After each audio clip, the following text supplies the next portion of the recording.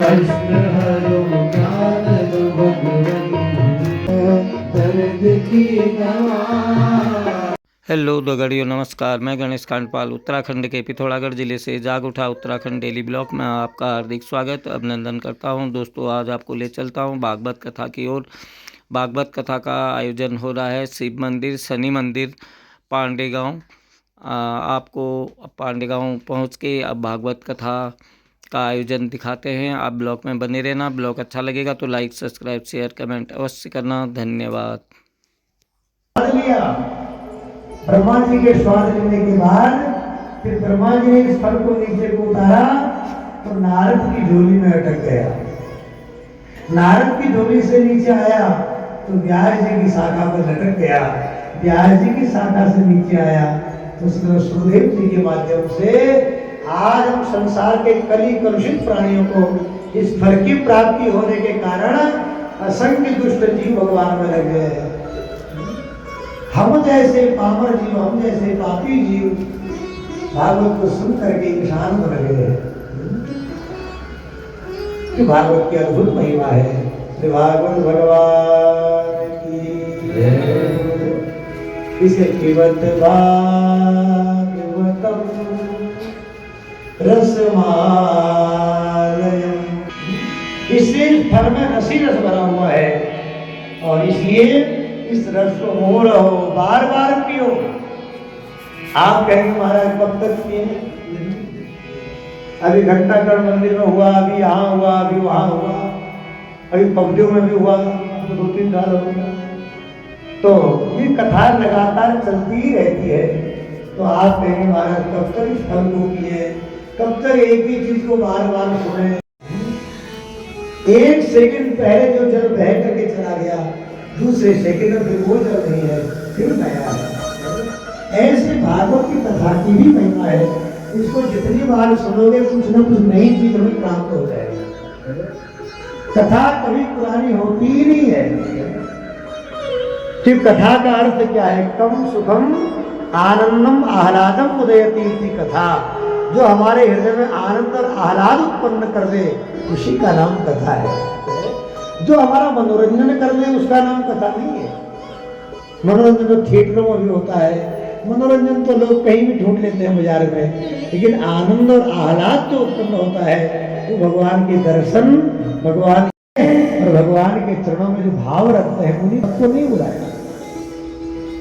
मोह रहो रसिका भुवि भावुका। अब आप कहेंगे फल को तो खाया जाता है, पिया तो नहीं जाता है, तो पिबत भागवतम ऐसा क्यों लिखा? पीने की बात क्यों कही गई? सज्जनों, उसका समाधान यह है कि 3 प्रकार की औषधियां होती है। एक काष्ठ औषधि, एक रस औषधि और एक भस्म औषधि। लोहा भस्म है, स्वर्ण भस्म है। जो जला करके तैयार की जाए उसको भस्म औषधि कहते हैं।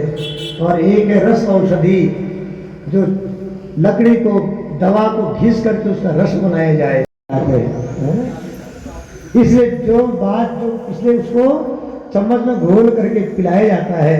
और पिलाया इसलिए जाता है ताकि उसके रग रग में ये दवा चली जाए, ताकि मेरा बालक स्वस्थ हो जाए। क्योंकि सुनी हुई जो बात है वो यहाँ से सुन के यहाँ सकती है। पीने की बात इसीलिए कही, पी करके तो सदन शरीर में घुलेगी, परिवर्तन हो जाएगा। भगवान कृष्ण भगवान की जय। ऐसे भागवत की महिमा है। जो कहे कि महाराज इतनी बार सुन लिया, कब तक सुने?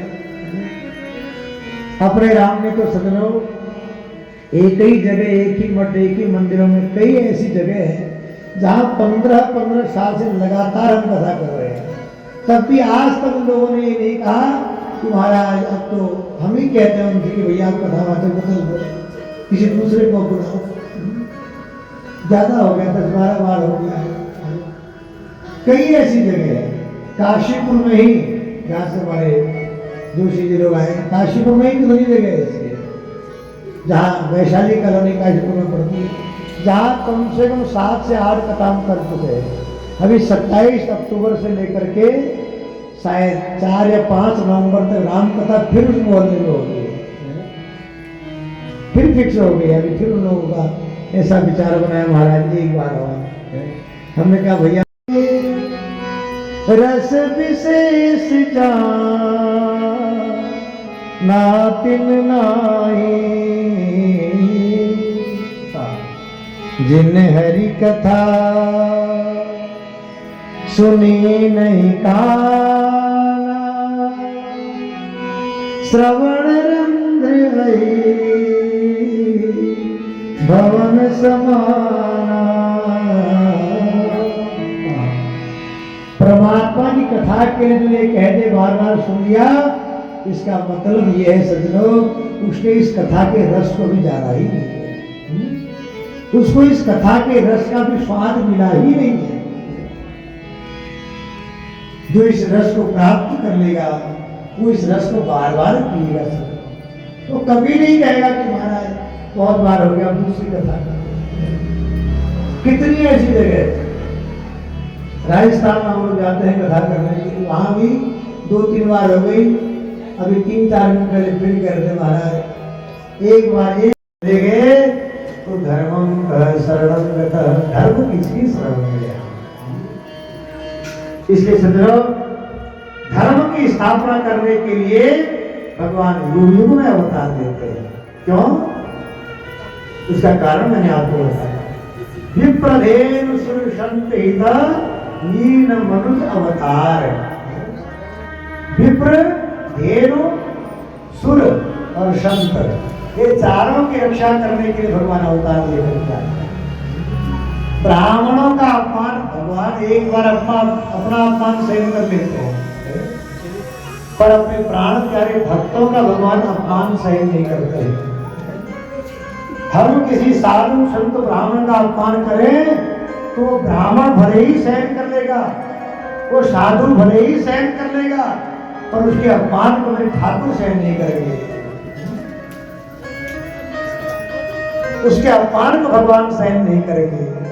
इसलिए भगवान ने कहा है साधु हृदयम मह्यम, संत मेरा हृदय है। हृदय माने भगवान कहते संत मेरे प्राण है, ये संत मेरे मुकुटमणि मैं संतन को दास, ये तो भगवान का वाक्य है। इसे कभी किसी साधु महात्मा से हमारी न बन पाए, किसी साधु महात्मा से हमारी न भी बन पाए तो भैया दूर से प्रणाम कर लेना, पर कि साधु का जो जीवन में अपमान होता है, किसी संत का अपमान मत करना। क्योंकि रामायण में आप पढ़ते हैं साधु अवज्ञा कर फल ऐसा, बोले जरई नगर अनाथ कर जैसा। विभीषण जैसे महात्मा का रावण ने अपमान किया तो सारी लंका धू करके हम बस कहते किसी से कुछ नहीं है, मौन रहते, जानते सब है, जानते चेहरा है, चेहरा से देखो। ये भगवान ने चेहरे को ऐसा बनाया है ना, ये चेहरा हमारा दर्पण है। हमारे हृदय में क्या है, हमारे मन में क्या चल रहा है, हमारी बुद्धि क्या विचार कर रही है, वो हमारे चेहरे पर पहले आता है, बोलने से पहले। चेहरे का जो इंस्पिरेशन होता है वो हमको सब बता देता है कि कौन कितने गहरे पानी में है। ये हमें क्या करना, हम जो बातें कहते हैं कथा में कहते हैं, और कथा के अलावा हम किसी कुछ कहते ही नहीं, आज तक नहीं कहा। बालकृष्ण भगवान की जय हो। हाँ, जिस दिन जो व्यक्ति शरणागत हो जाएगा, शरण में आ जाएगा, और हम उसको भी देखेंगे, कई यहाँ आकर के चले गए। एक आया भी कुछ दिन पहले आए, कहे महाराज मैं तो आप ही का चेला बनूंगा, आप ही का शिष्य बनूंगा। उन्होंने आए कहाँ से? बोले सोमेश्वर से आए। अच्छा, क्या करते हो? मैं करते विवाह हुआ? हाँ हमारा विवाह तो हो गया, कन्या भी है। तो हमने कहा क्या करोगे? हाँ करोगे, वहाँ जाओ घर में अपने निष्ठा पूर्वक अपने कर्तव्य का पालन करो, साधु बनकर ही कल्याण होना ही असंभव है। महात्मा बन जाए, लाल पीला कपड़ा सफेद पहन करके हमारा कल्याण हो, ये बात नहीं है। यदि हमारी मनोवृत्ति भगवान के चरणों में नहीं है तो साधु संत महंत महामंडलेश्वर कुछ भी बनना, कोई कल्याण नहीं है।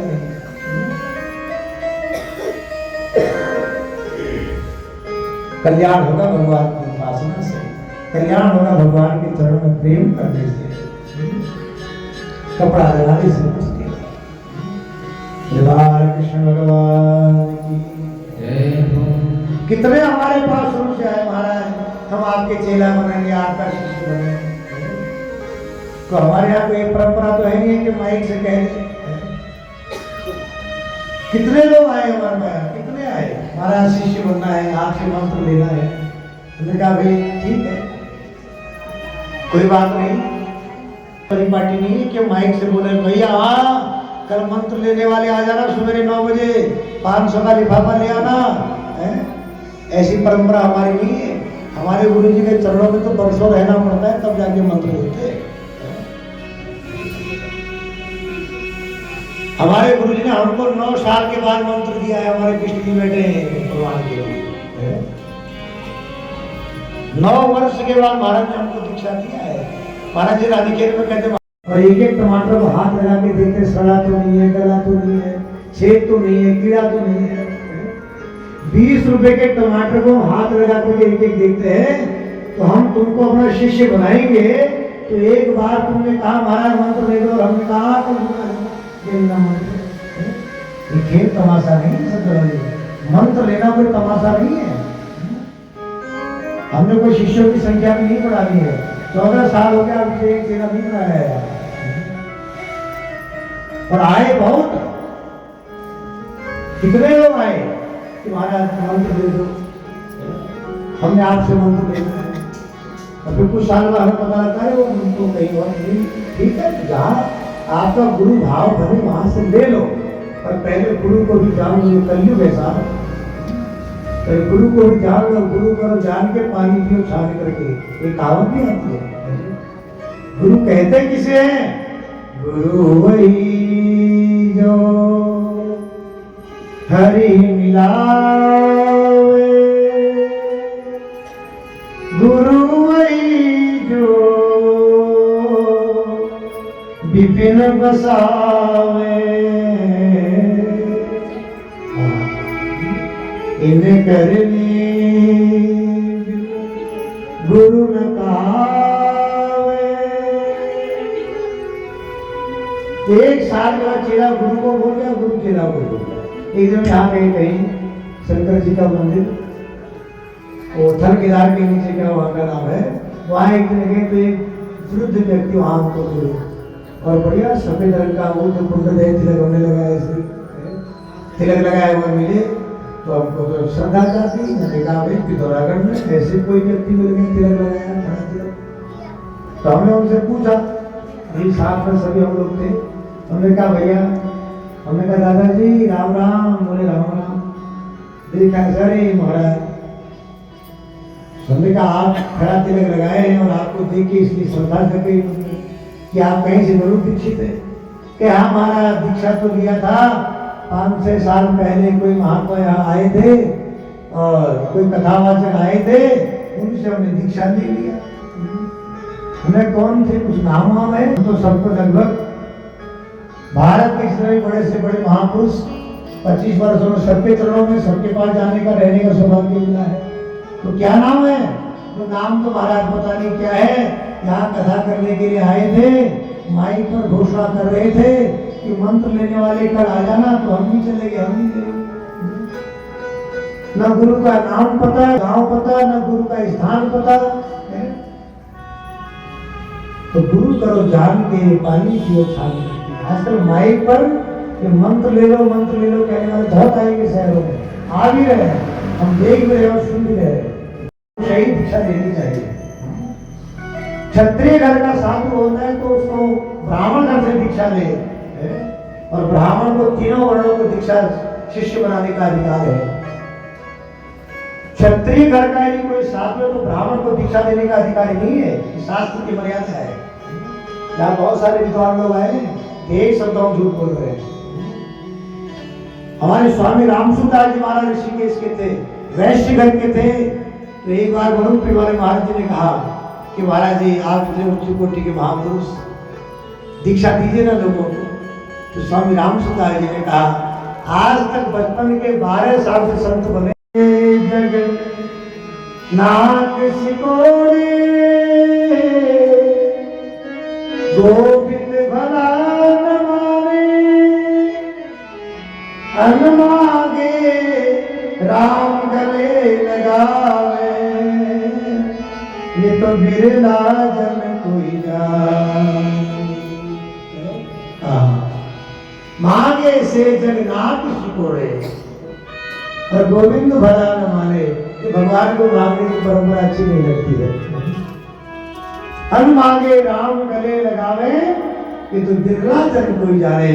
जो भगवान से जब तक हम मांगते हैं ना, ध्यान दीजिएगा, बहुत गुण बातें कोई बताएगा नहीं। और जब तक हम भगवान से मांगते हैं ना सचलो, तब तक भगवान उस वस्तु को देख करके अपना पीछा छुड़ा लेते हैं।